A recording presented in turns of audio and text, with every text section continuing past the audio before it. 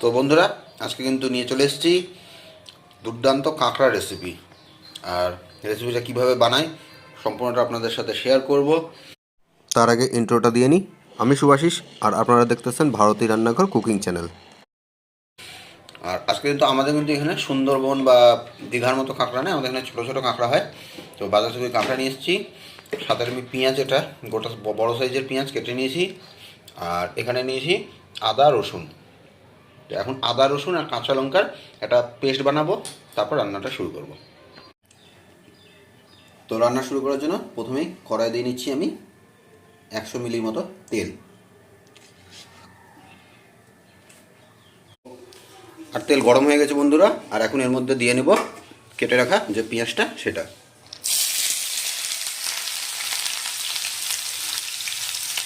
আর এখন পেঁয়াজগুলো একটু ভালো মতো ভেজে নেব। আর এই সময় গ্যাসের ফ্লেমটা অবশ্যই হাই করে রাখবেন। এখন উপর থেকে দিয়ে নিচ্ছি গোটা গরম মশলা আর সাথে দুটা শুকনো লঙ্কা।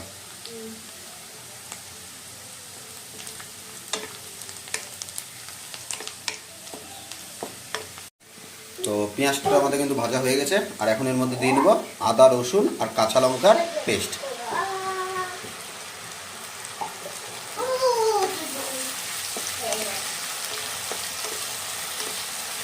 আর এখন দিয়ে নেব বন্ধুরা কাঁকড়াগুলো ভালো করে মশলাটার সাথে মিশিয়ে নিব।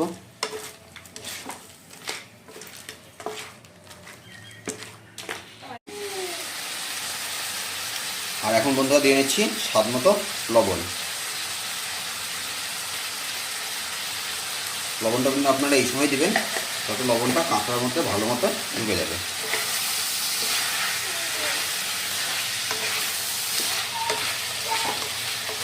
আর এখন অ্যাড করে দেবো আমরা কিছু গুঁড়া মশলা। প্রথমে দিয়ে নিচ্ছি হলুদ,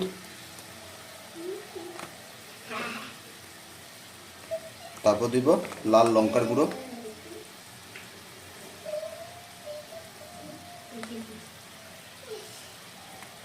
এবার দিয়ে নিচ্ছি জিরা গুঁড়ো,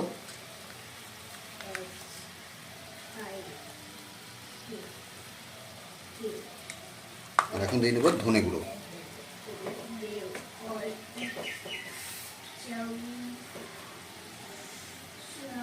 এবার কাঁকড়ার সাথে ভালো করে মশলাটা কিন্তু কষিয়ে নেব।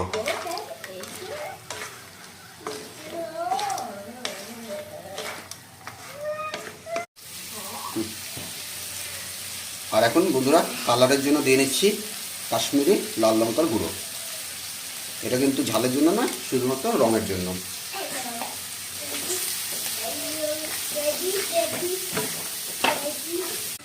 আর বন্ধুরা এখন সময় হয়ে গেছে কিন্তু টক দইটা দিয়ে নেওয়ার। আর টক দই দেওয়ার সময় বন্ধুরা অবশ্যই আপনারা গ্যাসের ফ্লেমটা লো করে দিবেন, না হলে দইটা কিন্তু ফেটে যাওয়ার একটা সম্ভাবনা থাকবে।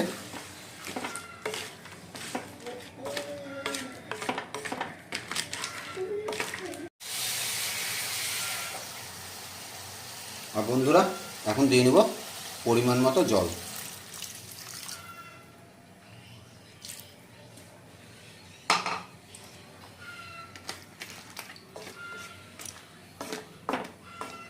আর বন্ধুরা এখন কিন্তু আমি ঢাকা দিয়ে দেবো এটা মিনিট 10-এর জন্য। তো এখন বন্ধুরা আমরা দিয়ে নিচ্ছি গুঁড়ো গরম মশলা।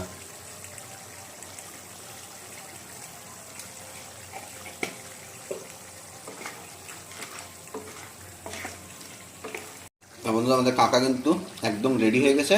আর উপর থেকে এখন গার্নিশের জন্য আমি দিয়ে নিচ্ছি কস্তুরি মেথি।